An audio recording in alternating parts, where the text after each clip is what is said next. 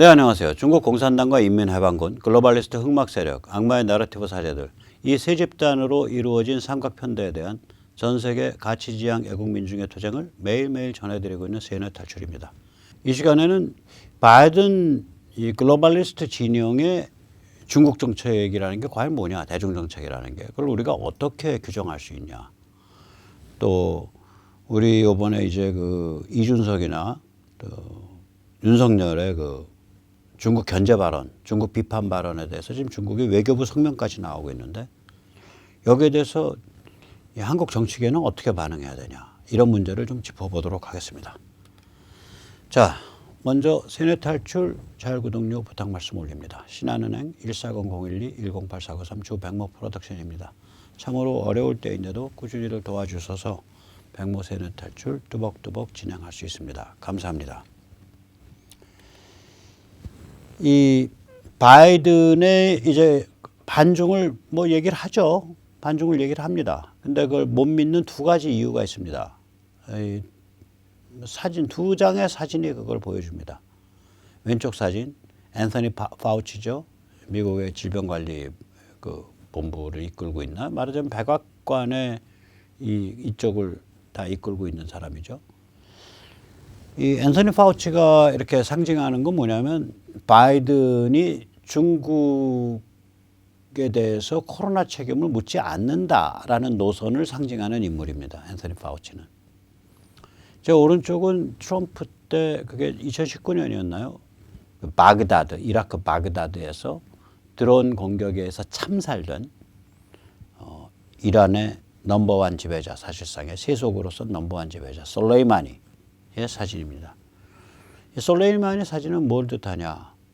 이 바이든 진영이 이란을 살려줘서 중동을 불안정하게 흔들려고 한다. 그걸 뜻하는 인물입니다. 바이든 같았으면 솔레이마니 안 죽였겠죠. 당연히 안 죽이죠.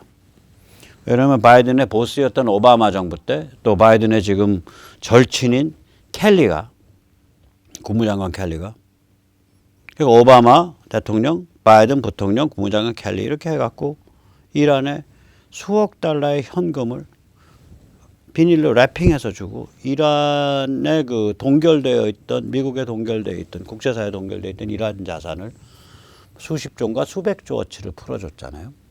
그래서 중동의 패자가 되도록 길을 닦아줘 버렸었잖아요. 그래서 당연히 그랬으니까 솔레이마니 안 죽이죠. 자, 그래서 오늘 이러한 상태를 조금 더 살펴보도록 하겠습니다. 먼저 이제 지금 파우치에 대해서 굉장히 많이 투닥거림이 있어요. 미 상원의 청문회, 파우치 불러는 청문회 가관입니다. 랜드 폴하고 그 상원 의원하고 파우치 사이에 지금 뭐 그 말싸움이 거의 멱살잡이 싸움이에요. 이 파우치의 그 상원 의원에 대한 반박 제가 고스란히 직역해서 불러드리겠습니다. 저는 의회에서 거짓말한 적 없습니다. 의원님이 언급하는 논문은 전문가들이 Gain of Function, GOF 연구가 아니라고 하는 논문입니다. 의원님은 지금 스스로 무슨 말씀하시는지 모르는 겁니다. 네, 저는 의원님이 자신의 말을 모른다는 것을 이 자리에서 공식적으로 선언합니다. 저는 의원님이 퍼뜨리고 있는 거짓말을 개탄합니다. 의원님이 말하는 실험에서 사용된 바이러스를 살펴보면 분자생물학적으로 불가능합니다. 그럼에도 의원님은 제가 봉직했었던 국립보건연구원이 한 일이 수많은 사람의 죽음에 책임이 있다는 듯 말하고 계시는 겁니다. 이 자리에 만약 거짓말 장애가 있다면 그것은 제가 아니라 의원님입니다. 이런 발언을 했어요. 상원에서 파우치가. 거의 목이 메서 말하네요. 근데 얼마나 절실하고 목이 메서 말하던 말던 이 논리 자체는 흔히 논리학에서 말하는 허수아비 수법, 스트로맨 팰러시입니다. 허수아비 수법은 어떤 수법이냐? 자, 백모가 말하자면 김철수가 하는 말을 반박을 해야겠는데 김철수의 말을 고스란히 100% 놓고서는 도저히 반박할 수가 없으니까 김철수가 한 말과 비슷하게 들리는 거를 반박하는 거예요. 그러니까 즉 김철수를 반박해야 되는데 김철수는 제가 반박할 수가 없어. 맞는 말이야. 그러면 김철수 옆에 김철수 그림자 같은 허수아비를 하나 세워놓고 이거를 반박해놓고 나는 김철수 반박했다고 주장하는 거예요. 이게 이제 스트로만 팔러시, 허수아비 논법이죠. 아주 악랄한 논리학적 기법 중에 그러니까 이 말 주고받는 기법 중에 하나입니다. 제 정치인들이 많이 사용해요. 노상 사용해요. 이게 뭐냐면은 지금 논점은 지금 파우치가 반박한 논점은 뭐냐면 NIH가 왜 중국에서 코로나균 개발하는 걸 도왔다는 식으로 말하냐. NIH는 그런 거 도운 적 없어 라고 파우치가 반박을 한 거예요. 이 지금 반박에 그렇잖아요. 의원님은 NIH가 우한 연구소와 우한 연구소와의 공동 연구를 지원한 일이 수많은 사람의 죽음에 책임이 있다는 듯. 즉 다시 말하자면 코비드-19 바이러스의 인공 개발과 관련이 있다는 듯 말하고 있다. 이런 얘기인데 아니 랜드폴이 바보가 아니면 그렇게 얘기한 적이 없죠. 논점은 뭐냐면 국립보건연구원이 우한 연구소에 의한 코로나균 인공합성인지 인공개발인지를 도왔냐 안 도왔냐 그런 게 아니고 그건 논점이 아니에요. 그런 주장은 랜드폴이 한 적이 없어요. 논점은 뭐냐면 우한 연구소가 발원지인 거 맞냐. 두 번째, 우한 연구소가 발원지라면 코로나균이 아니라 그의 선행에서 유사 사스균에 관한 GOF 연구를 NIH가 지원한 적이 있냐. 논점은 그거예요. 누구도 저도 NIH가 코로나균 개발에 관해서 우한 연구소를 지원했다는 주장은 누구도 안 해요. 정신이 조금이라도 박혀 있다면.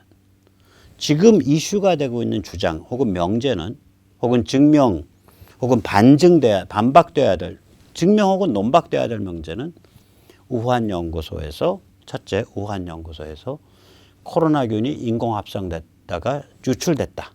그 명제 하나. 두 번째 명제는 코로나균 자체는 아닌데 그와 유사한 사스균의 gain of function, GOF 연구를 NIH가 간접적으로 도움을 준 적이 있다. 지원한 적이 있냐. 그 두 개예요. 논점은. 이 논점을 마치 당신 말이야. 우리 NIH가 우한 연구소에 코로나균 개발을 도왔다는 식으로 얘기하는데 그거 당신 지금 거짓말하는 거야. 라고 지금 얘기하고 있는 파우치는. 그러니까 완전히 허수아비 논법이죠. 참 이 눈매 보면은 아주 이런 눈매 보면은 아주 그런 종류의 머리 지능이 잘 돌아가게 생긴 눈매죠. 네. 뭘 닮았는지는 얘기 안 하겠습니다. 자, 파우치가 이제 상원에 가서 저렇게 투닥거리고 있는 와중에 지금 바이든의 국립보건연구원의 원장 프란시스 콜린스는 파우치를 사실상 역성드는 중포를 쏩니다. 딱 텔레비에 나와서 이렇게 점잖게 말합니다. 랜드 폴과 앤서니 파우치의 충돌은 GOF, Gain of Function이란 용어에 대한 개념이 다르기 때문에 생긴 일입니다. 용어의 의미를 정확히 했다라면 풀릴 뻔한 문제가 이제 정치적 대판 싸움으로 번졌습니다. 이런 이슈보다는 훨씬 더 중요한 문제가 지금 많습니다. 수십만 명이 숨졌습니다. 따라서 이런 이슈에 에너지를 낭비해서는 안 됩니다. 양쪽 다 이렇게 양비론 같이 얘기하지만 실제로는 파우치보다 더 논점을 흐려버리는 얘기 아니에요. 즉 파우치가 논점 흐리고자 하는 거거든. 그 논점 뭐냐면 우한 연구소에서 이거 개발했어 안 했어? 거기 뭘로 봐야 돼? 인공합성한 걸로 봐야 돼? 우한 연구소 인공합성으로 봐야 돼? 자연기원으로 봐야 돼? 저 파우치는 자연기원이죠. 그 다음에 우한 연구소에서 유출된 걸로 봐야 돼? 아니야. 우한 연구소 유출설은 우한 연구소 인공합성설이랑 같아요. 논점 그거라고요, 지금.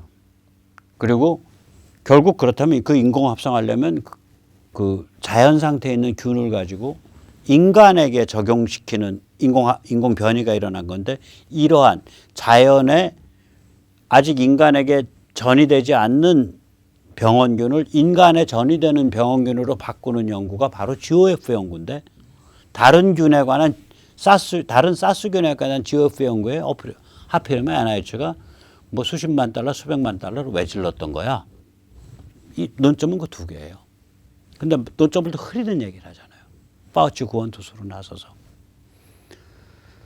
결국은 중국 책임을 규명하고 추궁할 거냐 여부. 그 다음에 미국 엘리트들의 중국 사랑을 비판하고 극복할 거냐 여부예요. 여기 걸려있는 문제는. 중국 사랑을 팬더허깅이라고 보통 부릅니다. You are a panda hugger. 그러면 야, 너 중국발이구나. 그 소리예요. 굉장히 함부로 쓰지 마세요. 그 표현. 굉장히 비아냥거리는 표현입니다. 주먹 다짐 날아가는 표현입니다. 잘못 쓰면. 너 중국발이구나. 거의 우리말로 하면 그런 팬더 허거. 팬더랑 껴안는 사람.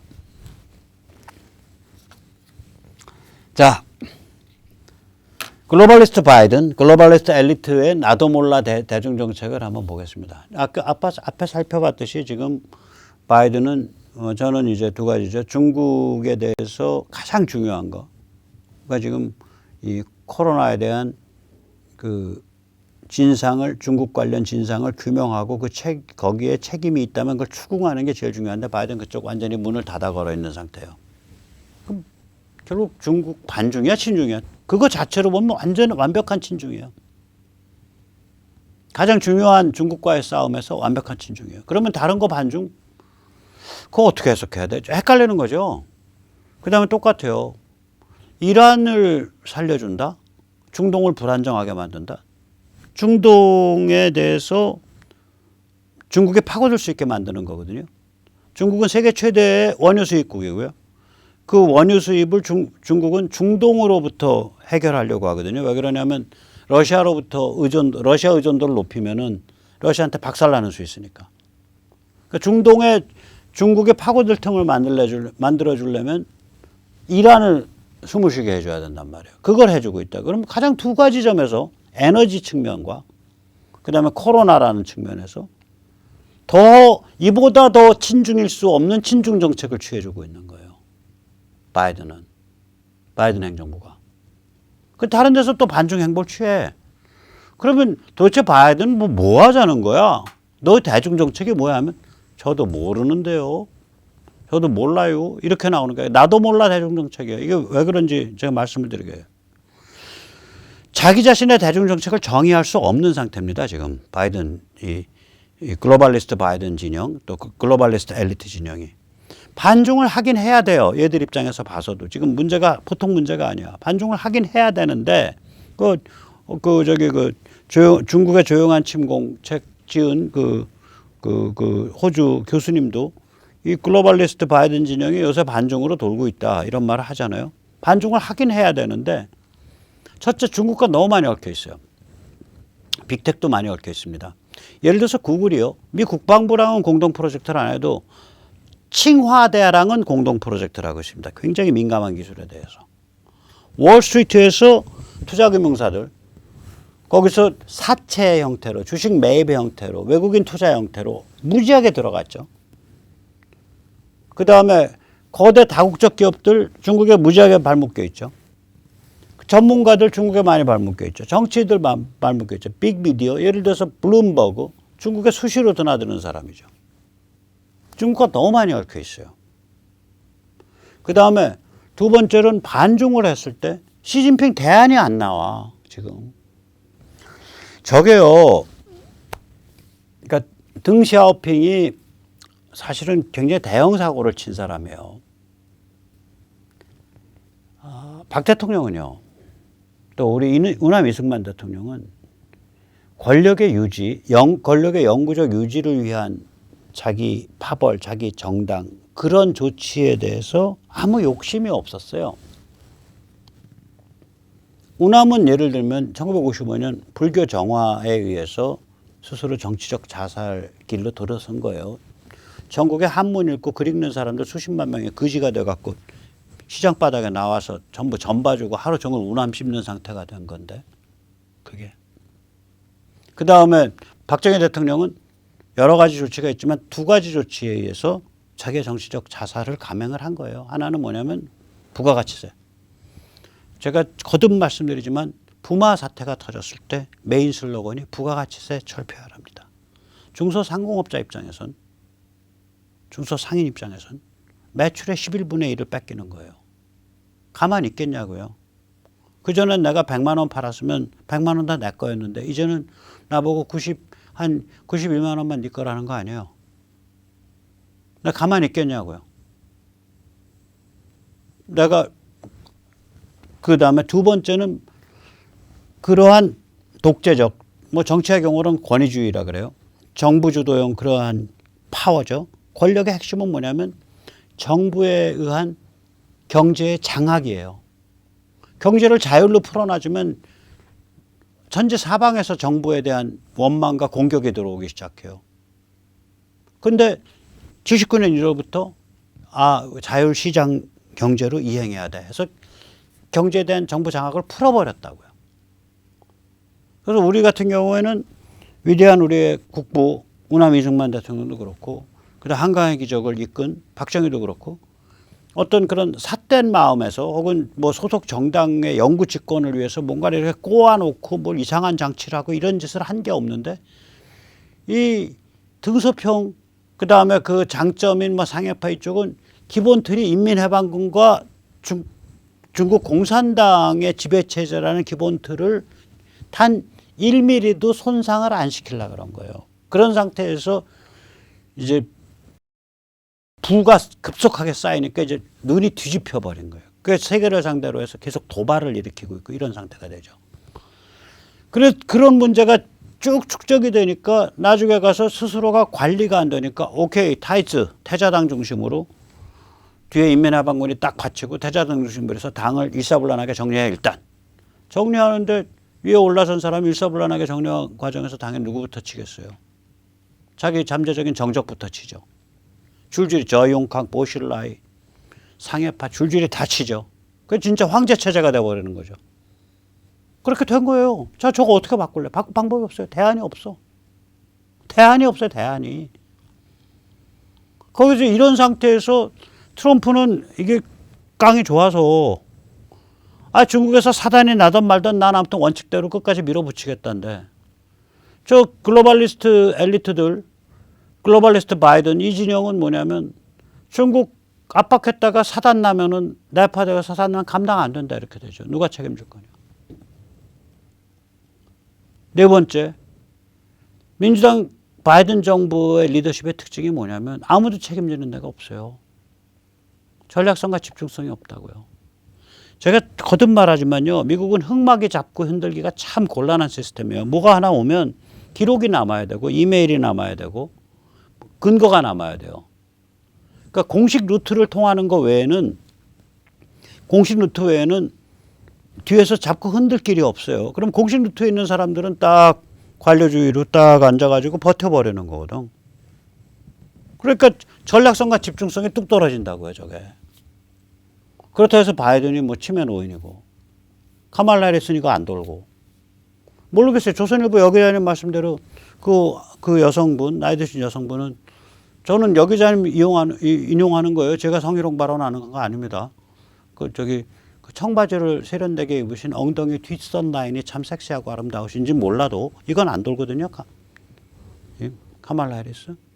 뭔가 좀 심각한 질문 하면 해! 하고 있잖아요. 이상한 썩은 미소 있잖아요. 습관적으로. 그럼 결국 어떤 상태냐. 지금 그 바이든 글로벌리스트 바이든 쪽에 그 미국의 그 글로벌리스트 바이든의 대중 정책은 뭐냐. 나도 몰라 대중 정책이에요. 아무에게도 아무 책임도 아무 전략도 없는 들쭉날쭉 표류 상태죠. 그런 의미에서 대중 정책이 딱 누구랑 닮았냐? 조중동 국힘과 닮았어요. 조중동 국힘 이게 뭐야? 중국에 대해서 비판적이야? 아니면 친중이야? 중앙은 완전히 친중이고 조선동화 보면 들쭉날쭉해요. 특히 조선도 그렇고. 옛날엔 친중이었는데 요새 좀 반중으로 좀 해요. 가끔씩. 중국 비판을 조선이. 그래서 저는 이걸 그림으로 나타내면 이런 그 그림을 한다. 아즈텍 쌍두사입니다. 이게 무시무시하죠. 이게 아즈텍의 쌍두사입니다. 아즈텍 쌍두사는 이 몸통의 양쪽에 다 대가리가 달려있는 그런 흉악한 뱀이죠. 그럼 어디로 싸나? 뭐 이쪽에서 먹은 건 저쪽으로 나오겠네. 저쪽에서 먹은 건 이쪽으로 나오고. 나도 몰라죠. 반중과 친중 나도 몰라요. 나도 몰라 대중정책이에요. 아즈텍 쌍두사 대중정책. 나도 몰라 대중정책. 그나마 다행인 건 글로벌리스트 바이든, 글로벌리스트 엘리트들이 한반도에 대해서는 제가 그 전에 했죠. 그런 의미에서 우남 이승만 건국 대통령과 박정희 대통령에 대해서 감사하다고 말했죠. 분단 구조를 유지하는 그러한 관점이에요. 일단 그러니까 현상 유지죠. 북한을 중국 영향권을 이제 스피어 오브 인플루언스라고 하죠. 국제정치학에서는 중국 영향권으로 인정을 하고요. 한반도 남쪽 대한민국을 서태평양의 린치핀으로 생각을 하는 거죠. 그럴 수밖에 없어요. 여기가 한국의 세계 최대의 미군 기지 캠프 험프리가 들어와 있고, 대한민국의 중국 영향권으로 완전히 넘어가면 일본의 극우가 득세를 하고 일본 재무장 얘기가 나오죠. 그 다음에 대한민국 중국 영향권으로 완전히 복속이 되면 대만, 말라카 해협, 오스트레일리아로 걸치는 서태평양 라인 전체가 붕괴합니다. 따라서 이게 한반도 남쪽 대한민국을 이거 린치핀으로 쓸 수밖에 없어요. 저희들이. 이게 이런 구조예요. 따라서 지금 여기에 대고 불장난했다 린치핀 터져버리면은 이거는 뭐 감당이 안 되니까 그런 깡다구는 없는 거죠. 그리고 이제 워낙이 미군 그 군 인맥이 깊게 작동하던 지역이라 그 군 인맥이 이제 바이든 글로벌리스트 진영 또 글로벌리스트 엘리트들의 불장난을 딱 그 견제해주고 있을 거라고요. 그런 구조가 돼 있을 거예요, 이게. 자, 그러면 이제 우리가 생각해 봐야 될 주제가 여기서 두 개가 등장을 합니다. 우선 하나는, 야, 이렇다면 2022 대선에 대해서 글로벌리스트 바이든 진영, 다시 말해서 글로벌리스트 엘리트 진영의 입장이 우리나라 한국 2022 대선에 대해서 어떤 입장을 갖고 있을까? 첫째, 아무 생각 없다. 둘째, 문재인 586은 안 된다라고 생각을 하는데 문재인 586을 안 되게 할 수 있는 구체적 뭐 공작적 차원의 영향력 차원의 움직임은 안 할 거다. 세 번째, 문재인 586이 안 된다라고 생각하고 문재인 586이 안 되게 하는 아주 간접적인 영향력 행사를 할 거다. 시나리오는. 그 다음에 세 번째에 관해서 둘로 나뉘겠죠. 그래가지고 그 메이크 하는 게 윤석열일 거다 하고 메이크 하는 게 뭐 최재형일 거다. 그러니까 최재형하고 윤석열이 아닌 사람일 거다. 그러니까 결국은 1, 2, 3A, 3B가 되죠. 선택은. 그러니까 걔들이 선택할 수 있는 건. 또 뭘 선택하는지 모르겠어요. 근데 감사하게 생각하는 건 글로벌리스트 바이든, 글로벌리스트 엘리트 진영에 대해서 감사하게 생각하는 건 최소한 지금 중동 잡고 흔들듯이 중국에 봉사하는 불쏘시개로 한국을 내주겠다. 이건 택도 없는 것 같아요. 그쪽은 아니야. 그럼 그것만으로도 충분하다는 거예요. 일단 그것만으로도 충분하다. 나머지에 대해서는 뭐라고 판단하든 일단 그것만 안 하고 있으면 그 다음에 두 번째 감사하게 생각한다면 생각할 수 있는 건 뭐냐면 문재인 586을 위해서 역성들지는 않을 것 같다. 라고 생각을 해요. 그건 두 번째 이유 때문에 그렇습니다. 원래 문재인 586, 제가 이거 한 서너 번 얘기하는 건데 다시 한번 짧게 말씀드리겠습니다. 저는 뭐라고 추정하냐면 문재인 586이 집권한 거는 다른 말로 하면은 어떻게 해석해야 되냐. 2017년 1월 중순에 왜 반기문이 갑자기 앉았는데 반기문 앉았기 때문에 문재인 586 집권한 거거든요. 그때 게임이 안 됐어요. 반기문하고. 그럼 2017년 1월에 반기문이 왜 앉았는데 그 다음부터 제 스토리예요. 추정이에요.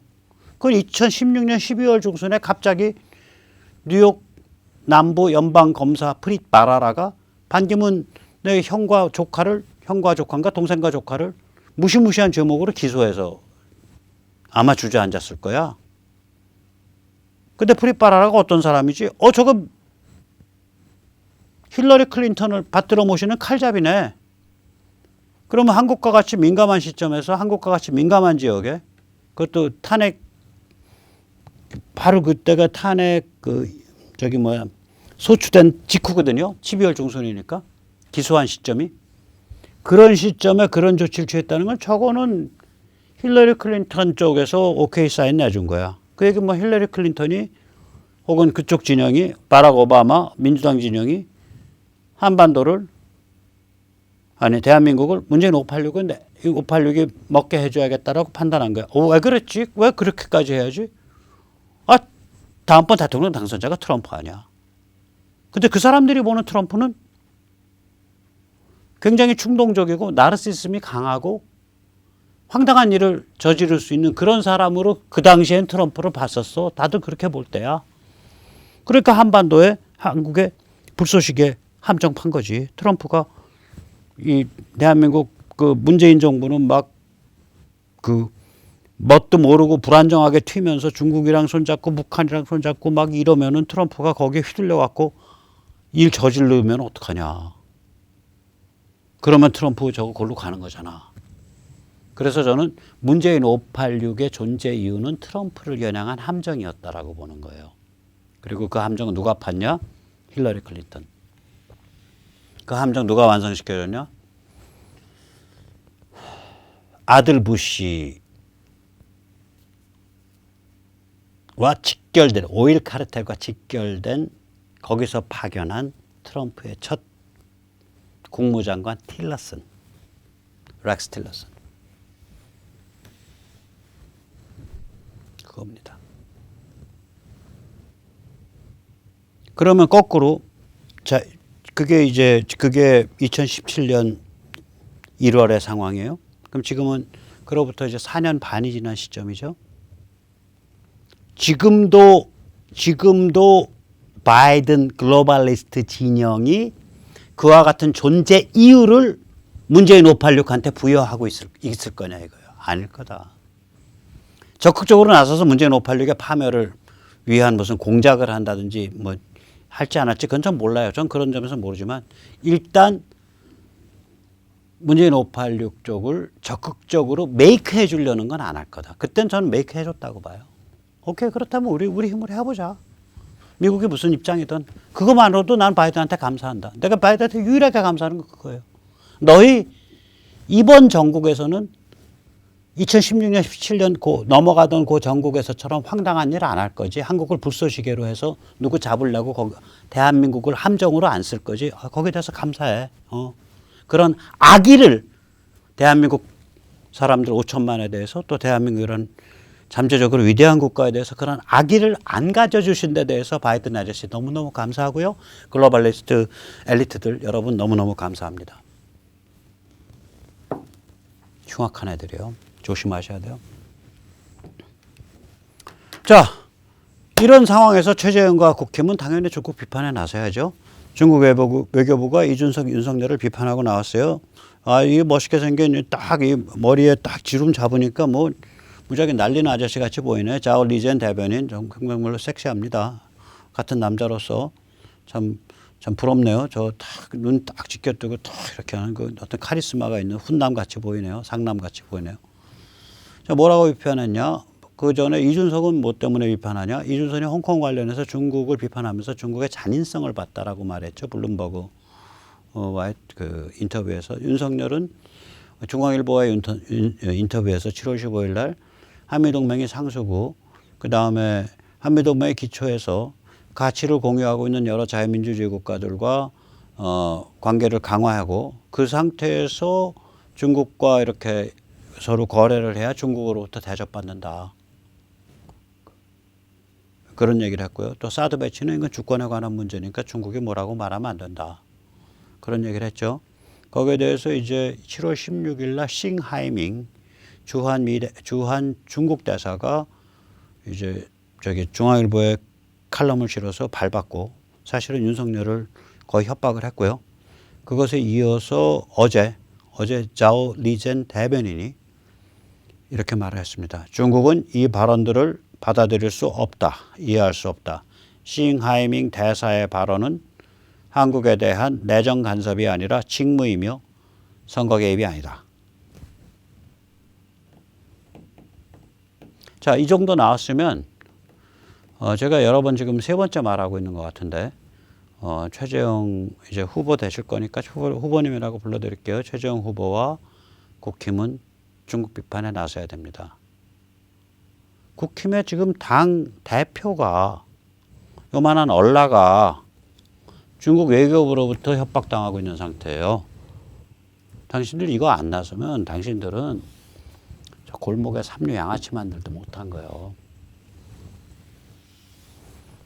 자, 그래서 이제 마지막으로 누가 또 물었어요. 책 나온다는데 그 책을 그 언제 나오냐, 또 그 책 나오면 꼭 각주로 처리해달라. 미주가 아니라 각 페이지 아래마다 주석을 다는 각주 처리하겠습니다.